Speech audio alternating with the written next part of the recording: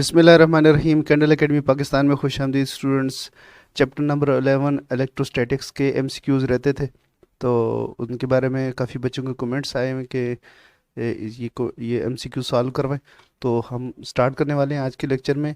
सबसे पहला क्वेश्चन है, एक charge Q is divided into two parts Q and Q minus Q and separated by a distance r. The force of repulsion between them will be maximum when Q is equal to Q by 4, Q is equal to Q by 2, Q is equal to Q and none of the above. कहा भाई है कि आपके पास एक charge है capital Q, इसके आप दो हिस्से बना लेते हो इस तरह कि एक हिस्सा बनता है Q और दूसरा Q माइनस Q। अब आपने इनको किस तरह से डिवाइड करना है कि इन दोनों के दरमियान फोर्स ऑफ रिपल्शन मैक्सिमम हो जाए। तो इस सवाल का जवाब देखने के लिए हम देखते हैं कूलम्स लॉ। तो कूलम्स लॉ के मुताबिक फोर्स ऑफ अट्रैक्शन कब मैक्सिमम होती है कि जब प्रोडक्ट दो चार्जेस का मैक्सिमम हो जाए। और ये डिस्टेंस चूँकि कांस्टेंट है तो इसको डिस्कस नहीं करते, तो इसी को देख लें। ये कांस्टेंट है तो ये दो वेरी कर लें हम। तो इन दोनों चार्जेस को एक दूसरे से किस तरह से डिवाइड करें कि वो ये प्रोडक्ट मैक्सिमम हो जाए। इसके लिए आप एग्जांपल लें। मिसाल के तौर पर आपके पास चार्ज है 8 कूलम का। अगर आपके पास 8 कूलम का चार्ज हो तो आप इसके दो पार्ट करें, यानी 2 + 6 करें। एक चार्ज आपका 2 कूलम हो जाए, दूसरा 6 कूलम। अब इन दोनों को ऐड करेंगे तो यही बनेगा, इन दोनों को मल्टीप्लाई करेंगे तो आंसर आता है 12। अब आप इसको बढ़ा दें, 3 कर दें, +5 कर दें। जब आप 3 + 5 करते हैं तो चार्ज मतलब इसी को डिवाइड किया आपने तो कितना आया आंसर 8। अब मल्टीप्लाई करें तो इनका प्रोडक्ट कितना आएगा 15। लेकिन इसको अभी और बढ़ा दें, इस चार्ज को 4 + 4 कर दें। जब आप 4 + 4 करेंगे इन दोनों का प्रोडक्ट कितना आएगा 16। जब इनका सम क्या होगा 8 ही होगा। तो हमारे पास हमें इससे पता चला कि जब चार्जेस को इस चार्ज को दो इक्वल पार्ट में डिवाइड करेंगे तो इन दोनों का प्रोडक्ट मैक्सिमम होगा। जब प्रोडक्ट मैक्सिमम होगा तो फोर्स ऑफ जो रिपल्शन होगी वो मैक्सिमम होगी। तो आंसर हमारा ये वाला दुरुस्त है कि Q किसके बराबर है, Q/2 के। यानी इसको हम दो हिस्सों में ऐसे हिस्सों में बांटेंगे कि इन दोनों की मैग्नीट्यूड बराबर होगी दोनों पार्ट्स की। तो इसको हम टिक कर लेते हैं, ये हमारा दुरुस्त है। Next question is, some charge is being given to a conductor, then its potential is maximum at the surface, is maximum at the center, remains the same throughout the conductor, is maximum somewhere between the surface and center.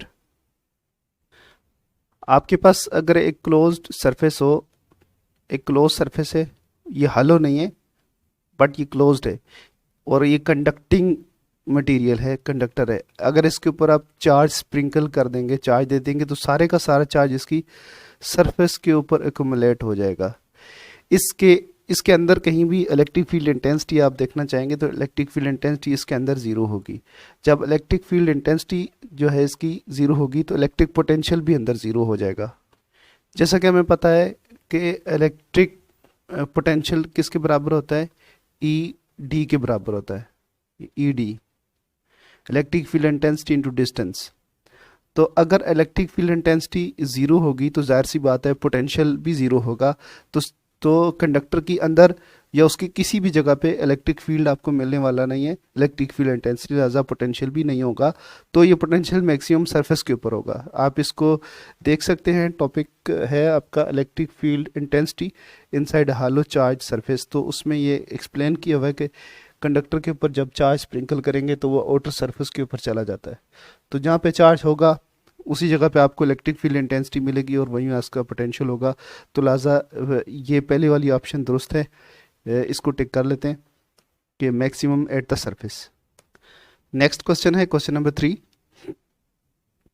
Electric potential of earth is taken to be 0 because the earth is good semiconductor, conductor, insulator and dielectric. तो earth जो है वो good conductor है और ये एक तरह का चार्ज का स्टोर हाउस है जिसमें एडिशन और सब्ट्रैक्शन से कोई फ़र्क नहीं पड़ता। तो इसलिए आप इसको टिक करेंगे, अर्थ इज़ गुड कंडक्टर। इस वजह से अर्थ का जो पोटेंशियल है वो 0 है। जो भी चार्ज फ्लो होगा अर्थ की तरफ ही जाने की कोशिश करेगा। क्वेश्चन नंबर 4 है, a proton is 1840 times heavier than an electron. When it is accelerated by a potential difference of 1 kilovolt, its kinetic energy will be 1840 kilo electron volt 1 by 1840 kilo electron volt 1 kilo electron volt and 920 kilo electron volt. हमें पता है कि potential किसके बराबर होता है, delta V is equal to work done on unit positive charge, और यहाँ से हम वर्क निकाल सकते हैं, क्या होता है, Q डेल्टा V। अब ये जो इलेक्ट्रॉन के ऊपर जो वर्क होगा, प्रोटॉन के ऊपर जो वर्क होगा, तो ये जो उसका पोटेंशियल जो बनेगा, ये कन्वर्ट हो जाएगा काइनेटिक एनर्जी में।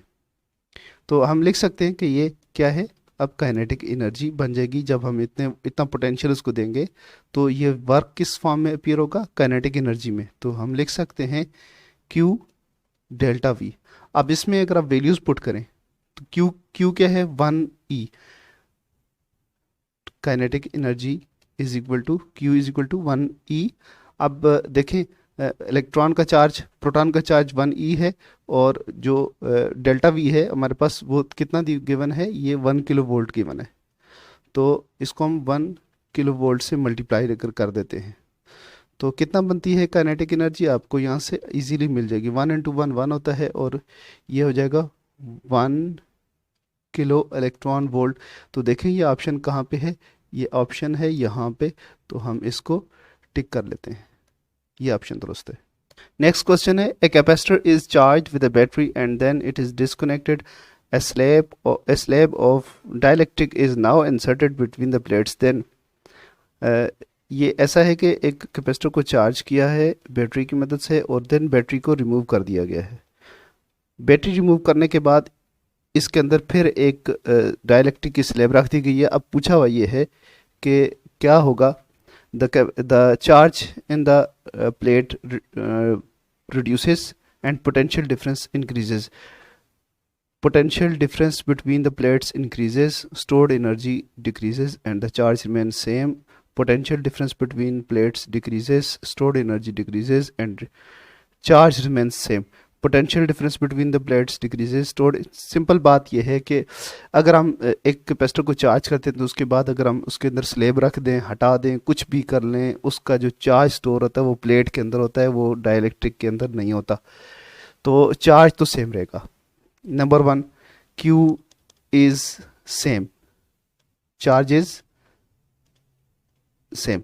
देन उसके अलावा किस चीज़ पे फ़र्क पड़ता है, अगर हम स्लेब रख देखते हैं तो इलेक्ट्रिक फील्ड इंटेंसिटी कम हो जाती है। जब इलेक्ट्रिक फील्ड इंटेंसिटी कम हो जाती है तो पोटेंशियल डिफरेंस भी कम हो जाएगा। क्यों? क्योंकि इलेक्ट्रिक फील्ड इंटेंसिटी और पोटेंशियल डिफरेंस एक दूसरे के साथ डायरेक्टली प्रोपोर्शनल होते हैं। QE ये होता है। अगर इलेक्ट्रिक फील्ड इंटेंसिटी कम हो जाएगी तो पोटेंशियल डिफरेंस भी कम हो जाएगा, लिहाजा पोटेंशियल डिफरेंस कम होगा, और अगर पोटेंशियल डिफरेंस कम होगा तो एनर्जी भी कम हो जाएगी। तो कौन सा ऑप्शन है जो हमें ये बताती है कि charge constant, energy decrease, potential decrease. तो potential difference between the plates decreases, good हो गया। स्टोर्ड एनर्जी डिक्रीज, ठीक है, एक ही बात है। एंड चार्ज रिमेन कांस्टेंट, तो दिस इज गुड, हम इसको टिक करेंगे, ये दुरुस्त है। नेक्स्ट क्वेश्चन है, if 1 microfarad capacitor of TV is subjected to 400 volts potential difference, the energy stored in capacitor is. तो इसको हम सॉल्व करते हैं। एनर्जी स्टोर्ड का हमें फार्मूला पता है, U is equal to half CV square है। तो इसमें वैल्यूज पुट कर देते हैं। कैपेसिटेंस से 1 माइक्रोफेरेड, तो 1 × 10⁻⁻6 होगा, और V हमें 400 गिवन है तो इसका स्क्वेयर लेंगे, तो ये हो जाएगा 1/2 मल्टीप्लाइड बाई 10⁻⁻6 और ये मल्टीप्लाइड हो जाएगा 16,000,000। तो आप ये देखें, इसको अगर ये डिवाइड कर दें हम तो कितना बनता है, 8,000,000 और मल्टीप्लाइड बाई 10⁻⁻6। अगर हम इसको यहाँ से रिमूव करें, पॉइंट को इस तरफ मूव करना चाहें तो कितना हो जाएगा, 1 2 3 4 5 और 6। यहाँ पे 1 2 3 4 1 2 3 4 5 6, 0.0 8 जूल्स बन रहा है, लेकिन ये यहाँ पे तो 8 जूल मौजूद है, और उसके अलावा यानी ये ऐसा भी हो सकता है 8 × 10⁻⁻² जूल्स होगा, तो तब भी ठीक। लेकिन यहाँ पे कोई भी ऑप्शन ऐसी नहीं है, 8 का फिगर आ रहा है, तो इसका मतलब है ये ऑप्शन दुरुस्त है। ये ऑप्शन दुरुस्त कब हो सकती है कि यहाँ पे आपके पास पोटेंशियल आपका 4000 हो, तो 4000 के साथ आप दोबारा कैलकुलेशन करें तो 8 जूल्स ही आएगा। दोबारा देख लेते हैं, हम दोबारा से कैलकुलेट करते हैं। u is equal to half CV² है, तो u इज़ इक्वल टू 1/2 10⁻⁻⁶, और कितना है 4000 का स्क्वेयर करेंगे तो 1/2 10⁻⁻⁶, और 16 0 0, तो अब ये हो जाएगा 8, तो 8 00 0 0 0 10⁻⁻⁶, और अब इसको रिमूव करेंगे तो ये 8 जूल्स आ जाएगा। इसका मतलब ये है कि क्वेश्चन में एक ज़ीरो कम है। तो इस तरह से अगर ये 4000 वोल्ट हो तो आपकी ये ऑप्शन दुरुस्त होगी, और अगर 400 वोल्ट हो तो इसके अंदर कोई भी ऑप्शन दुरुस्त नहीं है। क्वेश्चन नंबर 7 में एक फिगर गिवन है। In the figure below charge on 3 microfarad capacitor क्या होगा, 5 माइक्रोकूलम होगा, 10 माइक्रोकूलम, और 3 और 6, ये ऑप्शंस गिवन हैं, ये लेकिन सॉल्व करने से ही पता चलेगा। तो सबसे पहला जो आपके पास है प्रोसीजर वो ये है कि आप इनका इक्विवेलेंट कैपेसिटेंस फाइंड करें, उसके बाद कैपेसिटर की इक्वेशन लगाएं, आपके पास चार्ज आ जाएगा। क्योंकि सीरीज़ में चार्ज सेम रहता है, वोल्टेजेस डिफरेंट होते हैं, तो आपने कैपेसिटेंस निकालनी है, उसके बाद फार्मूला से आपको चार्ज मिल जाएगा। तो सबसे पहले इक्विवेलेंट कैपेसिटेंस के लिए आपको क्या करना पड़ेगा, सीरीज़ में कैपेसिटेंस के रेसिप्रोकल ऐड होते हैं, और इस तरह आप जब इनको ऐड करेंगे तो आपके पास आंसर आने वाला है 1/C equivalent is equal to 1/2 plus 1/3 plus 1/6। आप इन सबको सॉल्व करेंगे और इसको रेसिप्रोकल करेंगे तो क्या बनेगा, C इक्विवेलेंट आपके पास आएगा 1 माइक्रोफेरेड आ जाएगा। 1 माइक्रोफेरेड का इक्विवेलेंट चार्ज होगा, और Q आपके पास क्या होता है, कैपेसिटेंस की इक्वेशन क्या बताती है कि चार्ज Q किसके बराबर है, CV के बराबर है। कैपेसिटेंस आपको पता है, वोल्टेजेस भी पता हैं, तो चार्ज निकालना मुश्किल नहीं है। तो Q is equal to C, capacitance है 1 माइक्रोफेरेड, चार्ज पोटेंशियल है 10 वोल्ट का, तो आपका जो आंसर बनता है 10 माइक्रोकूलम्स बनता है। ये 1 माइक्रोफेरेड था, तो इसमें आपके पास यहाँ पे 10⁻⁻6 भी आएगा, -6, यानी माइक्रोफेरेड था, तो ये मल्टीप्लाई होके 10 माइक्रोकूलम्स बन जाएगा भी। तो 10 माइक्रोकूलम यानी 10 UC ये चार्ज होगा आपके पास। तो कहाँ पे है ये ऑप्शन, ये वाली दुरुस्त है, इसको टिक कर लें। क्वेश्चन नंबर 8 है, the electric potential between 2 points A and B is delta V, the work done W by the field in moving the charge from A to B is. कहा हुआ है कि पोटेंशियल डिफरेंस जो है A और B दो point हैं, उनके दरमियान पोटेंशियल डिफरेंस क्या है, A B पॉइंट है, उनके दरमियान पोटेंशियल डिफरेंस गिवन है कितना है, डेल्टा V। और इस पोटेंशियल डिफरेंस की वजह से यहाँ पे जो चार्ज मूव हो रहा है, चार्ज के ऊपर वर्क हो रहा है, यानी चार्ज काइनेटिक एनर्जी गेन कर रहा है, वर्क हो रहा है, वर्क कर रहा है चार्ज, तो वो किसके बराबर होगा, ये हम निकालते हैं। डेल्टा पोटेंशियल डिफरेंस की जो डेफिनेशन है वो क्या है, डेल्टा V किसके बराबर होता है, work done per unit charge के। तो यहाँ से हम वर्क निकाल सकते हैं, वर्क किसके बराबर होगा, W is equal to Q delta V के। तो आप देखें ये ऑप्शन कहीं मिलती है तो ये दुरुस्त है, W is equal to Q delta V। तो ये वर्क कौन कर रहा है, वर्क बाय द फील्ड, ये फील्ड मूव कर रहा है चार्ज को, तो ये दुरुस्त होगा Q delta V। -Q delta V तब होगा जब आप इसको फील्ड के अगेंस्ट मूव करेंगे, आप वर्क करेंगे चार्ज के ऊपर, तो वर्क स्टोर होगा, तो वो नेगेटिव काउंट होगा। जब फोर्स के इलेक्ट्रोस्टैटिक फोर्स ऑफ अट्रैक्शन के अगेंस्ट आप वर्क करेंगे, नेगेटिव वर्क होगा, तो तब ये दुरुस्त होगा। लेकिन अभी उन्होंने कहा कि ये फील्ड वर्क कर रहा है, यानी आप काइनेटिक एनर्जी गेन कर रहा है चार्ज, तो ये दुरुस्त है ऑप्शन, प्लस में होगा आंसर और ये वाला होगा। नेक्स्ट क्वेश्चन है question number 9, the electric flux through a surface of a sphere due to a charge q placed at its centre depends upon. एक एक क्लोज सरफेस है, उसके अंदर चार्ज रखा गया है, चार्ज क्यू, और इसके जो फ्लक्स आउट होगा वो किस किस किस चीज़ पे डिपेंड करता है? The radius of the sphere, इसके रेडियस पे डिपेंड करता है। Quantity of the charge in outside the sphere, क्या इसके बाहर जो चार्ज होगा उसके ऊपर डिपेंड करता है। The surface area of the sphere, क्या इसकी सरफेस पे डिपेंड करती है। Quantity of the charge inside the sphere. तो इसके लिए हमें गाजेस लॉ देखना पड़ेगा कि फ्लक्स थ्रू क्लोज सरफेस क्या होता है, फ्लक्स थ्रू क्लोज सरफेस क्या होता है, phi total flux, net flux क्या होता है, क्यू अपॉन एप्सिलॉन नॉट। तो ये दो चीज़ों पर डिपेंड करता है, permittivity of vacuum and charge inside the sphere. तो यहाँ पे हम क्या, कौन सी मोस्ट सुटेबल है, the quantity of the charge inside the sphere, क्या चार्ज है स्फीयर के अंदर, उस पर डिपेंड करता है। तो इसको हम दुरुस्त कहेंगे, इसको टिक कर देते हैं। आखिरी क्वेश्चन, क्वेश्चन नंबर 10 है, two parallel metal plates are at a distance of 8 metre apart. दो प्लेट्स हैं, 8 मीटर का डिस्टेंस है। The electric field between the plates is uniform, electric field constant है, डायरेक्टेड टुवर्ड्स द राइट, तो right की तरफ है, ठीक है ना, and has a magnitude of 4 newton per coulombs. तो इलेक्ट्रिक फील्ड इंटेंसिटी गिवन है if an ion of the charge 2e equal to plus 2e is released at rest at the left hand plate, what is the kinetic energy when the charge reaches the right hand plate?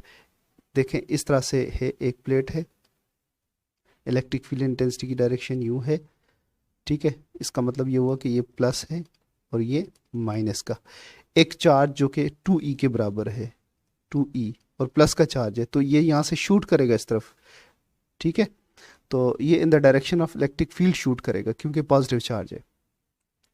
तो जब ये shoot करेगा और shoot करते हुए यहाँ पे पहुँचेगा, तो उस वक्त उसकी काइनेटिक एनर्जी क्या होगी, तो ये सॉल्व करना है हमें। काइनेटिक एनर्जी का फार्मूला पता है, काइनेटिक एनर्जी का फार्मूला हमने पिछले एक क्वेश्चन में ड्राइव किया था, क्यू डेल्टा वी होता है, और यहाँ पे डेल्टा वी को भी हम चेंज करेंगे क्योंकि हमारे पास जो डेटा गिवन है वो है डिस्टेंस, और डिस्टेंस गिवन है और इलेक्ट्रिक फील्ड इंटेंसिटी है, तो क्यू मल्टीप्लाई करेंगे ई डेल्टा आर से, यानी वी किसके बराबर है, ई डेल्टा आर के बराबर होता है। तो यहाँ से हमारे पास आ जाएगा इसकी Q kinetic energy Q E delta R आ जाएगी। तो इसके अंदर वैल्यूज़ पुट करें, वैल्यूज़ 2e आपने पुट कर दी, multiplied by electric field intensity की वैल्यू है 4,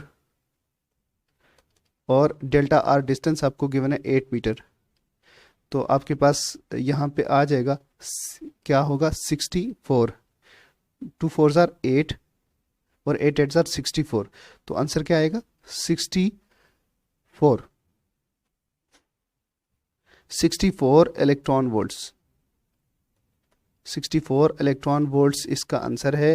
ये ऑप्शंस हमसे मिस हो गई हैं, ऑप्शंस लिख देते हैं यहाँ पे, बुक के अंदर जो ऑप्शंस हैं वो ये हैं, 4 इलेक्ट्रॉन वोल्ट, दूसरी ऑप्शन है 64 इलेक्ट्रॉन वोल्ट